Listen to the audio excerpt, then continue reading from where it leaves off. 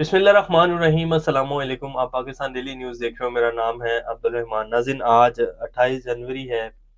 इमरान खान जी इस सारे निज़ाम को वहाँ लाकर उसने मारा है कि ये अब इनको पानी भी नहीं मिल रहा है और ये इतने बुरे फंस गए हैं कि आप आने वाले जो कुछ दिन है इसमें देखेंगे कि इनकी कैसे दौड़ें लगने वाली हैं और कैसे इमरान खान की जो है मिन्नतें तरले प्रोग्राम शुरू होगा। क्योंकि एक तो बात बिल्कुल साफ है जी कि इलेक्शंस जो हैं वो मुतनाज़ा नहीं बनाए जा सकते। पाकिस्तान इस टाइम इस सूरत-ए-हाल का मुकम्मिल हो ही नहीं सकता। इलेक्शन साफ और शफ़ाफ करवाना मजबूरी बन गया है, क्योंकि अगर इस वक़्त ये इलेक्शन को रिग्ड करने की कोशिश करेंगे, धांधली को धांधले में बदलने की कोशिश करेंगे, तो अवाम इलेक्शन को एक्सेप्ट नहीं करेगी। अवाम का जो मूड है वो पाकिस्तान के मीडिया को नहीं, इंटरनेशनल मीडिया को भी पता चल चुका है कि पाकिस्तान की अवाम जो है वो कहाँ खड़ी है, वो क्या सोच रही है। तो किसी भी तरीके से इलेक्शन को धांधला करके जो है वो नवाज़ शरीफ को नहीं लाया जा सकता और उसके बगैर नवाज़ शरीफ साहब की हुकूमत बनेगी नहीं। उस वो सिर्फ़ एक ही सूरत में बन सकती है कि बहुत बड़ा धांधला जो है वो किया जाए। फ़ानूस जलता हुआ कभी भी अंधेरे में नहीं छुपाया जा सकता। कोई छोटा-मोटा बल्ब हो या छोटी-सी लाइट हो ना, वो छुप जाती है, लेकिन फ़ानूस जलता हुआ कभी भी अंधेरे में नहीं छुपता है।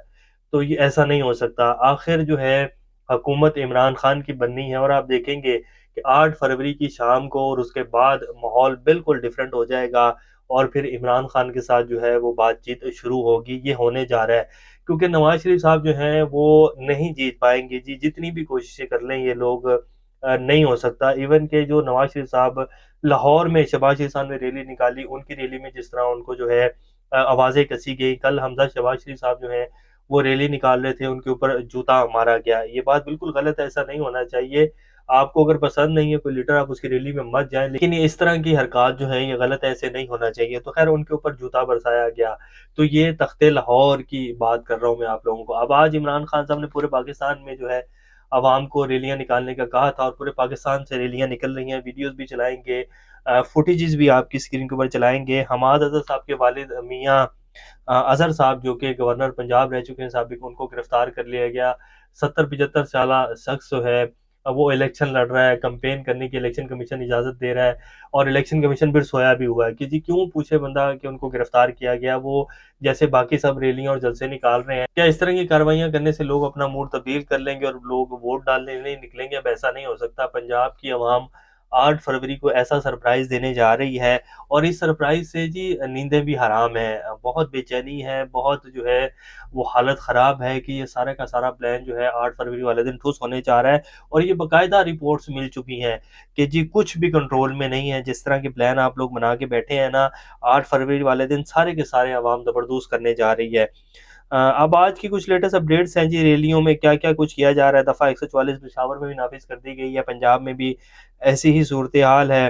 काज़ी साहब जो हैं जी हमारे जो काज़ी फ़ाइज़ ईसा साहब हैं, उन्होंने एक नया नोटिस ले लिया है और उसके ऊपर उन्होंने 3 रुकनी बेंच भी बना दिया है। अब वो किस बात पर नोटिस लिया गया है, वो भी आपके सामने रखेंगे। शहबाज शरीफ और बिलावल भुट्टो की जो है चुमुखी लड़ाई शुरू हुई हुई है जी और वो ट्विटर के ऊपर शुरू हुई है कि जी मुबाहिसा किया जाए।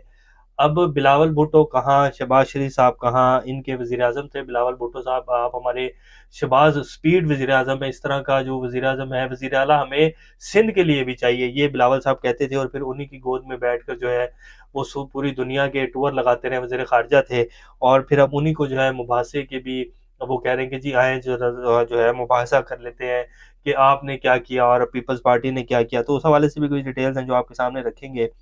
इससे पहले अगर आप लोगों ने चैनल को सब्सक्राइब नहीं किया तो रेड बटन को प्रेस कर लें और बेल आइकॉन को भी प्रेस कर लें ताकि लेटेस्ट अपडेट्स आप लोगों को मिलती रहें। ये जो हमारा ताल्लुक है ऐसे ही जुड़ा रहे।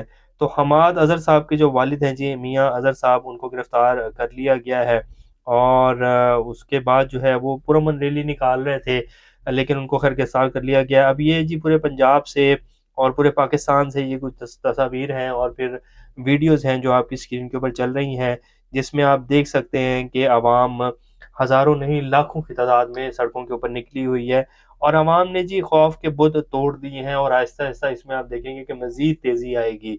ये जो 9 मई का मलबा डालकर अवाम को जो है वो खौफ का शिकार किया गया था, वो खौफ के बुत तोड़ चुकी है अवाम। मज़ीद कितनी देर आप ऐसे कर लेंगे? मज़ीद कितनी देर अवाम को जो है चुप करवाए रखेंगे? ऐसा नहीं हो सकता। इस तरह मुल्क चल ही नहीं सकता। आखिर जैसे सदर आरिफ अलवी साहब ने भी कहा कि डंडे के ज़ोर से मुल्क नहीं चलेगा। डंडे के ज़ोर से फैसले नहीं लिए जा सकते, ये गलत तरीका है और इससे आगे नहीं बढ़ा जा सकता। आखिर बातचीत करनी पड़ेगी और ये बातचीत अब शुरू होगी।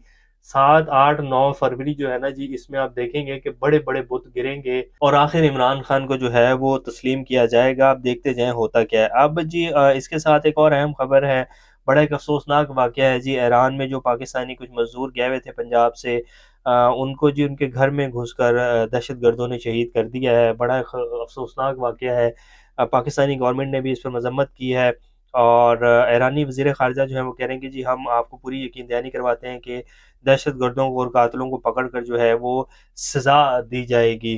अता मानिका जो कि पीएमएलएन के बड़े पुराने रहनुमा थे, उनके जो बेटे हैं उन्होंने भी पीटीआई में शमूलियत का ऐलान कर दिया है।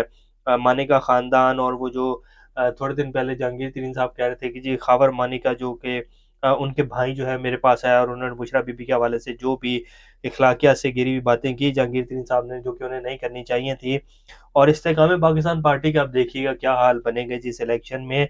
ये इनकी इतने की दिन की पार्टी थी, ये थोड़े दिन की पार्टी थी, ख़त्म होने जा रही है। इसी तरह परवेज़ खटक साहब की भी पार्टी की सूरत-ए-हाल कुछ ऐसी सी ही बनने जा रही है। अब आ जाते हैं कि जी जो मनाज़रे जो हैं वो उसकी लगाई जा रही हैं, तड़ियाँ लगाई जा रही हैं और समाजी राब्ते की वेबसाइट एक्स पर 2 बड़ी सियासी जमातों के सरबराह आमने-सामने आ गए जी। इससे कबल बिलावल भुट्टो ने इंतखाबी मुहिम के दौरान नून लीग के कायद नवाज़ शरीफ को मुनाज़रे का चैलेंज दिया था, जिस पर शहबाज शरीफ ने ट्विटर अकाउंट पर कहा कि कल एक साहब ने नवाज़ शरीफ को मुनाज़रे की दावत दी। वो नवाज़ शरीफ को मुनाज़रे की बजाय सिंध के मुआयने की दावत देते तो अच्छा था। मुनाज़रा भी हो जाता और मुआज़ना भी हो जाता। तो इसके ऊपर फिर बिलावल भुट्टो ने शहबाज शरीफ साहब के ट्वीट को जो है रीपोस्ट करते हुए लिखा कि जी आप आएँ और बल्कि सिंध में हम मुनाज़रा करते हैं और गम्बट इंस्टीट्यूट जो कि एक बड़ा अच्छा इंस्टीट्यूट जो है बनाया है और हॉस्पिटल है जहाँ लीवर का जो है ट्रांसप्लांट किया जाता है। पीपल्स पार्टी की मेरे ख़्याल वाहिद ये कोई बहुत बड़ी काविश है जिसमें वो कामयाब हुए हैं जी। और थर में भी काम तो किया है पीपल्स पार्टी ने, तो वो उसको कह रहे हैं कि जी आप वहाँ आएँ और यहाँ देखकर यहाँ बैठकर हम मुनाज़रा करते हैं और फिर दिखाएँ कि पूरे पंजाब में कोई ऐसा हॉस्पिटल आपने भी बनाया है। तो बिलावल भुट्टो साहब को मेरे ख़्याल नहीं पता पंजाब जितना भी अगर काम हुआ है या नहीं हुआ, लेकिन पंजाब बहुत आगे है सिंध से और सिंध की सूरत-ए-हाल बहुत खौफ़नाक है। बहरहाल ख़ैर ये मुनाज़रा नहीं बनता है, पीपल्स पार्टी की कारकर्दगी जो है वो नून लीग से बेहतर नहीं है किसी भी सूरत-ए-हाल में। और शहबाज शरीफ साहब ने अपने दौर में काम किए थे, ये कोई माने या ना माने, लेकिन शहबाज शरीफ साहब जो हैं उन्होंने काम किए हैं अपने दौर में। चीफ जस्टिस साहब ने जी सहाफ़ियों को जो हरासा किया जा रहा था एफआईए की तरफ से, उसका नोटिस ले लिया है। बड़ी अचंभे की बात है कि चीफ जस्टिस साहब को पता ही नहीं था कि जी एफआईए जो है उन्होंने इस तरह जो है वो नोटिस जारी कर दिए हैं 47-50 के करीब सहाफ़ियों को। तो चीफ जस्टिस ने सुप्रीम कोर्ट का 3 रुकनी बेंच तश्कील दे दिया है, जो कि इस मामले की 29 जनवरी को समाअत करेगा। चीफ जस्टिस काज़ी फ़ाइज़ा की सरबराही में बेंच में जस्टिस मोहम्मद अली मज़हर और जस्टिस मुसर्रत हलाली जो हैं वो शामिल हैं।